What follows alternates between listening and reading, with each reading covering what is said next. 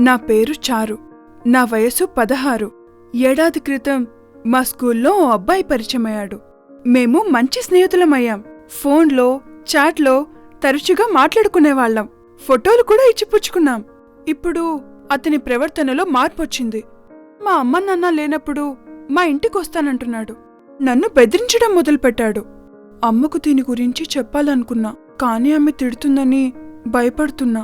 అమ్మ చాలాసార్లు చెప్పింది సోషల్ మీడియాతో జాగ్రత్తగా ఉండాలని. నేను నమ్మిన వ్యక్తి నన్ను మోసం చేస్తాడని నాకెలా తెలుస్తుంది? తల్లిదండ్రులారా, మీ పిల్లలకిటువంటివి జరగనివ్వకండి. దయచేసి మీ పిల్లల మాటలు వినండి. వాళ్ల మనసులో ఉన్న మాటలు చెప్పే అవకాశం ఇవ్వండి. వారి చింత మరియు భయాన్ని పోగొట్టడానికి సహాయం చేయండి. బాలల వేధింపుల్ని ఆపండి. వాటి నుండి పిల్లల్ని రక్షించండి. బాలల వేధింపులను గురించి రిపోర్ట్ చేయండి. ఒక్క ఫోన్ కాల్ దూరంలో షీటీమ్స్ మీకోసం 24 గంటలు అందుబాటులో ఉన్నారు. 100ని సంప్రదించండి. షీటీమ్స్ కోసం అడగండి.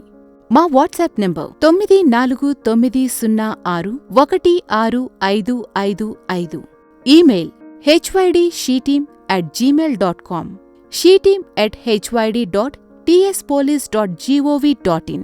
మీ వివరాలు తెలియకుండా ఉండాలి అనుకుంటే పోలీసులు మీ వివరాల్ని గోప్యంగా ఉంచుతారు.